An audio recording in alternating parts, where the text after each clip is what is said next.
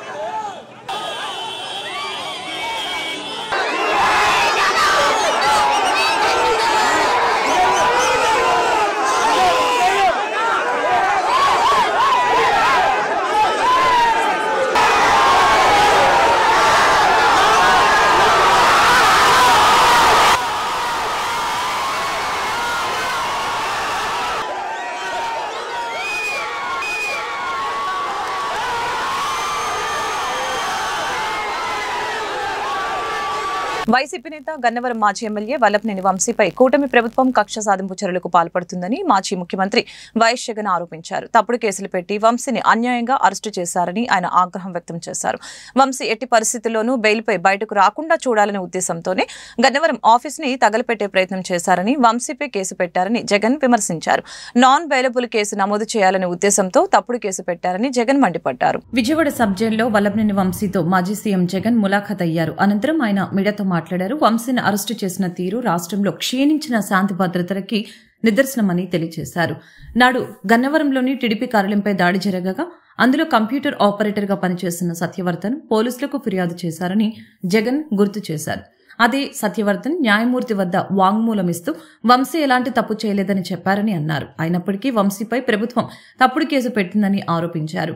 TDP నేత పట్టాభితో నాటి Gannavaram MLA వంశీని అత్యంత దారుణంగా తిట్టించారని జగన్ ఆరోపించారు. అసభ్య పదజాలంతో తిడుతూ పట్టాభి రెచ్చగొట్టారని చెప్పారు. గన్నవరం వెళ్లి సవాలు విసిరారని గుర్తు చేశారు.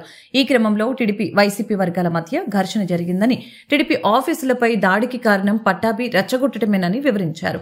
పోలీసులు లాఠీచార్జి చేసి అందరినీ చెదరగొట్టారని వివరించారు. ఆ సమయంలో వైసీపీ ప్రభుత్వం ఉన్నప్పటికీ పోలీసులు పక్షపాతం చూపించలేదని, రెండు వర్గాలపై కేసులు నమోదు చేశారని జగన్ తెలిపారు. అరెస్ట్ చేసిన తీరు, వంశీ మీద పెట్టిన ఫాల్స్ కేసు నిజంగా రాష్ట్రంలో దిగజారిపోయిన లా అండ్ ఆర్డర్ ను వంశీ అరెస్టు అద్దం పడుతుంది. ఎందుకనంటే వంశీను అరెస్ట్ చేసిన తీరు ఒకసారి గమనించినట్టయితే అతి దారుణమైన law and order break down కనిపిస్తుంది. ఒకసారి గమనించినట్టయితే ఈ కేసులో గన్నవరం పార్టీ కార్యాలయం దాడి జరిగింది అని చెప్పి ఫిర్యాదు చేసిన సత్యవర్ధన్ అనే ఈ వ్యక్తి, గన్నవరం తెలుగుదేశం పార్టీ ఆఫీసులో కంప్యూటర్ ఆపరేటర్ గా పనిచేస్తా ఉన్న సత్యవర్ధన్ అనే ఈ వ్యక్తి, ఫిర్యాదు చేసిన ఇదే వ్యక్తి సాక్షాత్తు తానే జడ్జి గారి సమక్షంలో జడ్జి గారిచ్చిన సమన్లకు పోలీసుల ఆధ్వర్యంలో ఆ సమన్ను అందుకుని జడ్జి గారి దగ్గరికి వచ్చి జడ్జి గారితో తానిచ్చిన వాంగ్మూలాన్ని ఒకసారి గమనిస్తే ఆ వాంగ్మూలంలో ఆయన చెప్పిన మాటలేమిటి, చివరికి ఈరోజు వంశీ మీద పెట్టిన ఫాల్స్ కేసు ఏమిటి, ఇదే సత్యకుమార్ అనే వ్యక్తి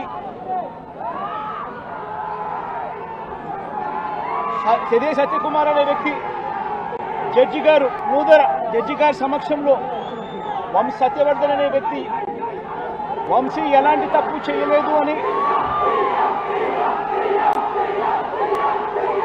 చెప్పినప్పటికీ కూడా వంశీ మీద తప్పుడు కేసులు ఈరోజు బనాయించడం జరిగింది. ఒకసారి ఈ కేసుకు సంబంధించి ఘటనలు ఒకసారి గమనించాల్సిన అవసరం ఉంది. సీఎం చంద్రబాబు కృషితోనే కేంద్ర బడ్జెట్లో రాష్ట్రానికి కేటాయింపులు పెరిగాయని కేంద్ర మంత్రి కింజారపు రామ్మోహన్ నాయుడు తెలిపారు. గత ప్రభుత్వం చేసిన తప్పులతో జల్ జీవన్ మిషన్ లో 15,000 కోట్ల నష్టం వచ్చిందని చెప్పారు. కానీ చంద్రబాబు విజ్ఞప్తి మేరకు ఆ స్కీమ్ ని కేంద్రం మరొక ఏడాది పొడిగించిందని చెప్పారు. గత సర్కార్ చేసిన తప్పులు ఇప్పుడు నిధుల సమీకరణకి అడ్డంకిగా మారాయని అన్నారు. అయితే చంద్రబాబు కృషితో ఎన్నడూ లేని విధంగా గత 7 నెలల్లో ఏపీకి కేంద్ర సహకారం అందించిందని చెప్పారు. ఆంధ్రప్రదేశ్లో డబుల్ ఇంజన్ ప్రభుత్వం నడుస్తుందని కేంద్ర మంత్రి రామ్మోహన్ నాయుడు అన్నారు. రాష్ట్రానికి ఇవ్వడం జరుగుతుందో కేంద్రం నుంచి, అది కూడా గతంలో చంద్రబాబు నాయుడు గారు కేంద్ర ప్రభుత్వానికి రిక్వెస్ట్ చేస్తే ఈసారి దాని తాలూకా లిమిట్ కూడా రాష్ట్రానికి ఇన్ఫ్రాస్ట్రక్చర్ ఫండ్ ఏదైతే కేంద్రం నుంచి వస్తుందో ఆ లిమిట్ కూడా పెంచడం జరిగింది. అలాగే చంద్రబాబు నాయుడు గారు మరొక సందర్భంలో రిక్వెస్ట్ చేశారు, జల్ జీవన్ మిషన్ గత 5 సంవత్సరాలు వైఎస్ఆర్ కాంగ్రెస్ పార్టీ ప్రభుత్వంలో 15,000 కోట్ల రూపాయలు ఇస్తే దాన్నంతటిని కూడా దుర్వినియోగం చేసి ఎక్కడా కూడా ఒక్క స్కీమ్ ప్రాపర్గా చేసినటువంటి పరిస్థితి లేదు. ఈ రాష్ట్రంలో 15,000 కోట్ల రూపాయలు కేంద్రం నుంచి నిధులు తీసుకొని వస్తే అది అక్షరాల వేస్ట్ చేసినటువంటి పరిస్థితి గత 5 సంవత్సరాలు ఉండింది. మళ్ళీ చంద్రబాబు నాయుడు గారు వచ్చిన తర్వాత ఆ స్కీమ్ మీద ఒక రివ్యూ పెట్టి మళ్ళీ ఆ స్కీమ్ని పూర్తి శాతం మనం చేయాలనంటే దాని తాలూకా బడ్జెట్ ఈరోజు 70,000 కోట్ల రూపాయలకి వెళ్ళింది.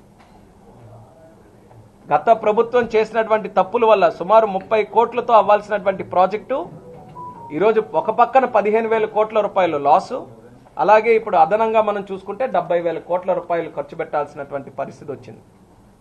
అందులో కూడా చంద్రబాబు నాయుడు గారు కేంద్ర ప్రభుత్వానికి రిక్వెస్ట్ చేస్తే ఈ సంవత్సరంతో అయిపోతున్నటువంటి జల్ జీవన్ స్కీమ్ను కూడా మరొక 3 సంవత్సరాలు 28 వరకు దాన్ని ఎక్స్టెండ్ చేస్తూ ఈ బడ్జెట్లో కూడా దాన్ని ప్రస్తావించడం జరిగింది. దానికి తాలూకా బెనిఫిట్ చాలా పెద్ద ఎత్తున మన ఆంధ్రప్రదేశ్ రాష్ట్రానికే ఉంటుందని కూడా ఈ సందర్భంగా తెలియజేస్తున్నాను.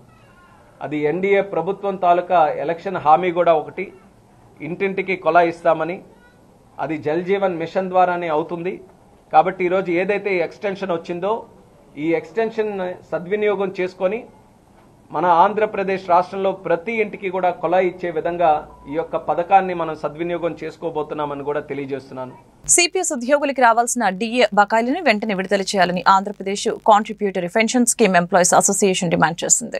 ఈ మేరకు సిపిఎస్ఈఏ రాష్ట్ర అధ్యక్షులు బాజీ పఠాన్ సచివాలయంలో ప్రభుత్వ ప్రధాన కార్యదర్శి విజయానంద్కి వినతి పత్రం సమర్పించారు. ఈ సందర్భంగా బాజీ పఠాన్ మాట్లాడారు. డిఏ బకాయిలు 90% నగదుతో చెల్లించాల్సిన గడువు మార్చి 2025లో ముగుస్తున్నందువలన వెంటనే డిఏ ఏరియర్స్ చెల్లించాలని కోరారు.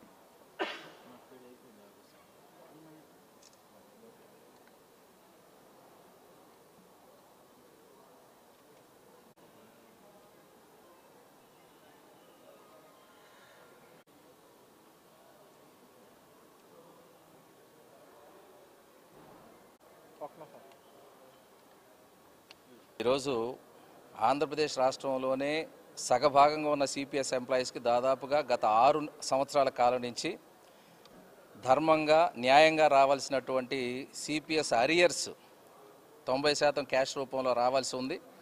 అది డిఏ అరియర్స్ 90% క్యాష్ రూపంలో రావాల్సి ఉంది. దానిని 2019 ఎలక్షన్ల కంటే ముందు ఉన్నటువంటి ప్రభుత్వం ఎవరైతే చంద్రబాబు నాయుడు గారు అప్పుడు అధికారంలో ఉన్నారో వారు అప్పటి వరకు ఏ ఒక్క డిఏ అరియర్ బకాయిని కూడా లేకుండా చేసి క్లియర్ చేసి వెళ్ళారు.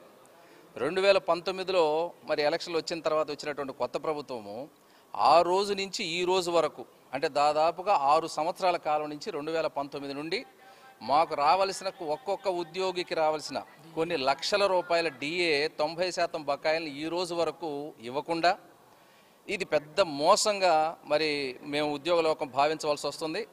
ఒక విషయాన్ని మీ దృష్టికి తీసుకొస్తే డిఏ అరియర్స్ 90% మాకు రావాల్సినటువంటి వాటిని 3 విడతల్లో ఇస్తామని చెప్పేసి నమ్మబలికారు గత ప్రభుత్వం వారు.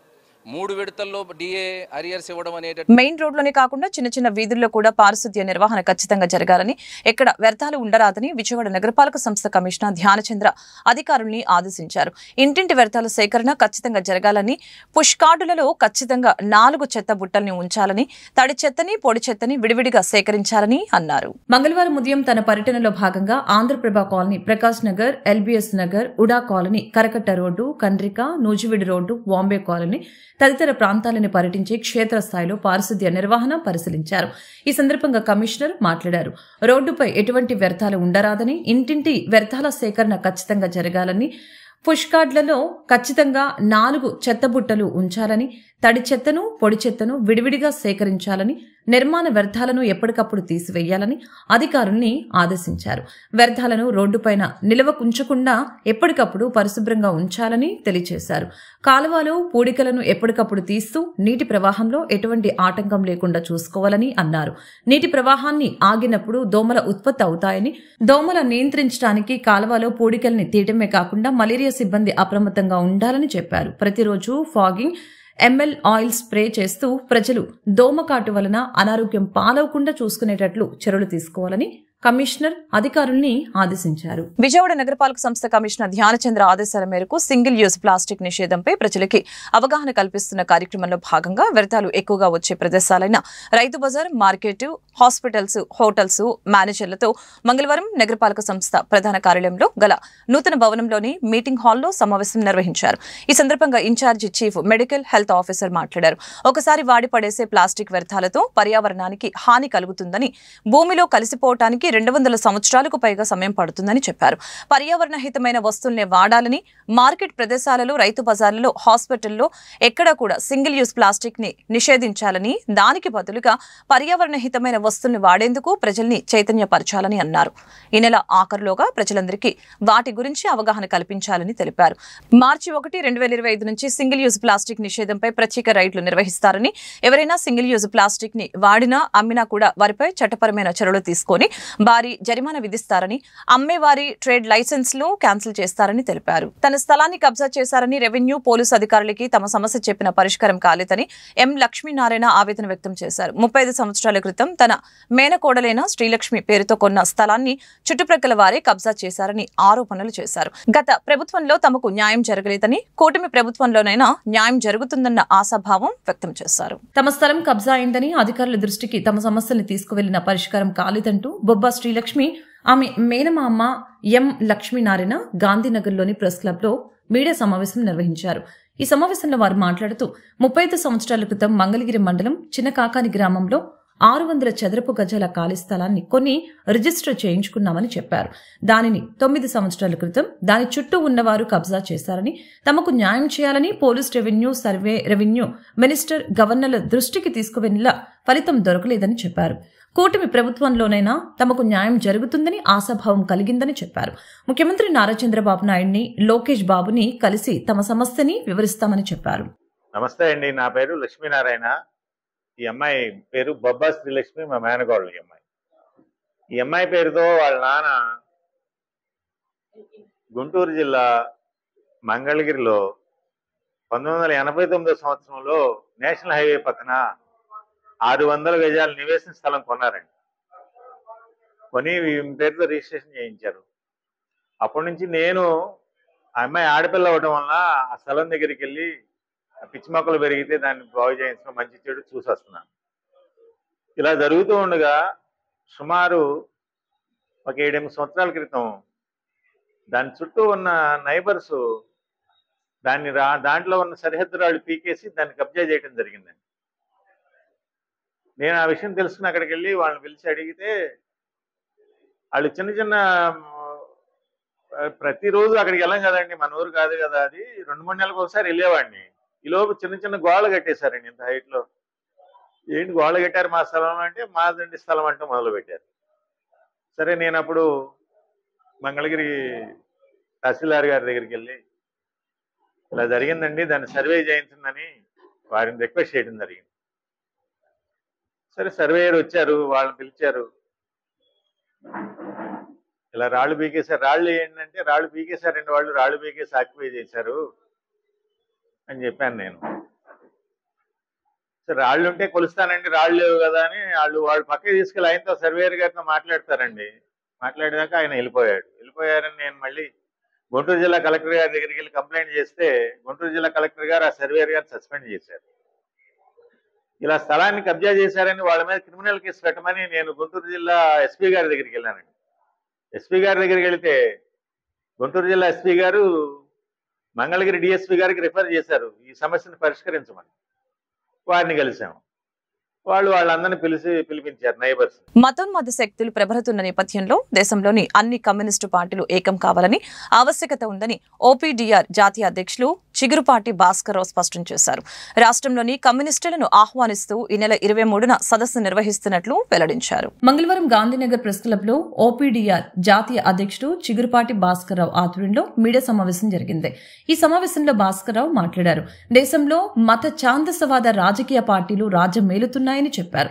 ఈ నెల 23న నగరంలో జిల్లా కోర్టు ఎదురుగా ఉన్న బుక్ ఫెస్టివల్ లైబ్రరీ హాల్ నందు భారత కమ్యూనిస్టు పార్టీ పురోగమనం, ఆవశ్యకత, అవకాశాలు, అవరోధాలు అన్న అంశంపై అన్ని కమ్యూనిస్టు నాయకులతో సదస్సు నిర్వహిస్తున్నామని చెప్పారు. ఈ సమావేశంలో నాగార్జున యూనివర్సిటీ ప్రొఫెసర్ అబ్దుల్ నూర్ బాషా, ఇంజనీర్ చంద్రశేఖర్, సామాజికవేత్త ఎం అరుణ్ కుమార్ తదితరులు పాల్గొన్నారు. 100 సంవత్సరాలు అయిపోయిన కమ్యూనిస్ట్ ఉద్యమం 1955తో పోలిసి ఈనాడు దాదాపు నామమాత్రం అయిపోయింది. అనేక ముక్కలుగా చీలికలు పేలికలుగా అయిపోయింది. అదే 1925లో ఏర్పడినటువంటి మతోన్మాద సంస్థలు బలపడి ఈరోజు రాజ్యాధికారంలోకి వచ్చి ఈ లౌకిక భారతదేశాన్ని ఒక మత రాజ్యంగా మార్చి ఈ సమాజాన్ని ఇచ్చేస్తానికి ప్రయత్నం చేస్తున్నాయి. ధ్వంసం చేయడం కోసం ధరలు విపరీతంగా పెరిగిపోతూ ఉన్నాయి. అలాగే అమెరికా తదితర దేశాలకి లొంగిపోవడం పెరుగుతూ ఉంది. ఈ పరిస్థితుల్లో ఇప్పటికైనా భారతదేశంలో ఉన్నటువంటి కమ్యూనిస్ట్ నిర్మాణాలన్నీ కూడా ఇప్పుడు ఏకం కాకపోయినా ఒక కామన్ మినిమం ప్రోగ్రామ్ని, కామన్ మినిమం ఆర్థిక, సాంఘిక, రాజకీయ ప్రోగ్రాంలు పెట్టుకొని కలిసి ఒక ఫోర్సుగా ఏర్పడే అవకాశం ఉందా లేదా? ఉంటే అవకాశాలేంటి, దానికోసం ఇబ్బందులేంటి, ఆటంకాలేంటి, ఇవన్నీ కూడా ఆ 17 కమ్యూనిస్టు వామపక్ష నిర్మాణాల యొక్క నాయకుల ద్వారానే ప్రజలందరికీ తెలియజేయడం కోసము మేము ఫిబ్రవరి 23లో కొంతమంది మార్క్సిజం ఆలోచన పరులమి, మార్క్సిజం అభిమానులమి, ముఖ్యంగా నూర్ బాషా, నాగార్ యూనివర్సిటీ రిటైర్డ్ ప్రొఫెసర్. భారతదేశంలో కమ్యూనిస్ట్ పార్టీ ఏర్పడి 100 సంవత్సరాలు దాటిపోయింది. కమ్యూనిస్ట్ పార్టీని నిర్వహించాల్సినటువంటి కర్తవ్యాలు చాలా ఉన్నప్పటికీ అవి ఏకీకృతంగా పనిచేయకపోగా చాలా చీలికలు పేలికలైపోయి ఈ దేశంలో కమ్యూనిస్ట్ పార్టీ మొక్కలైపోయింది. ఈ లోపల పెట్టుబడిదారి సంక్షోభం, సామ్రాజ్యవాద సంక్షోభం, సామాజిక సంక్షోభాలు తీవ్రంగా పెరిగిపోతా ఉన్నాయి. మతోన్మాద సమస్య దేశంలో అతలాకుతలంగా పెరిగిపోతా ఉంది.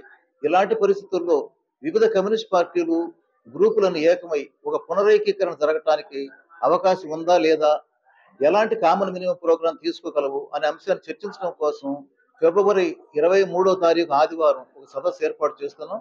ఆ సదస్సుకి ప్రజాస్వామికవాదులంతా హాజరు కావాలని పిలుపుస్తున్నాం. వార్త ముగించే ముందు ముఖ్యాంశాలు మరొకసారి. అభిమానిని చూసి కాన్వాయ్ ఆపిన సీఎం చంద్రబాబు. రోడ్డు పక్కన నిల్చున్న అభిమాని భాషాని దగ్గరకు పిలిచి ఆప్యాయంగా పలకరింపు. చంద్రబాబు గుర్తుపట్టి పిలిచి పలకరించడంతో సంతోషాన్ని వ్యక్తం చేసిన భాష.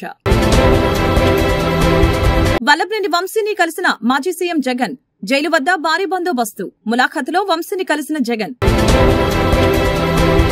తప్పుడు కేసు పెట్టి వంశీని అన్యాయంగా అరెస్టు చేశారని మాజీ సీఎం జగన్ ఆరోపణ. కక్ష సాధింపు చర్యకు అద్దం పట్టేలా వంశీ అరెస్టన్న జగన్. వంశీ తప్పులేదని న్యాయమూర్తి ముందు సత్యవర్ధన్ వాంగ్మూలమిచ్చాడని జగన్ వ్యాఖ్య. సీఎం చంద్రబాబు కృషితోనే కేంద్ర బడ్జెట్లో రాష్ట్రానికి కేటాయింపులు పెరిగాయని కేంద్ర మంత్రి కింజారపు రామ్మోహన్ నాయుడు వెల్లడి. గత సర్కారు చేసిన తప్పులు ఇప్పుడు నిధుల సమీకరణకు అడ్డంకిగా మారాయన్న మంత్రి. ఏపీలో డబుల్ ఇంజిన్ ప్రభుత్వం నడుస్తుందన్న రామ్మోహన్ నాయుడు. ఈ వార్తలు ఇంతటితో సమాప్తం. మరొక బులెటిన్లో మళ్ళీ కలుద్దాం. నమస్కారం.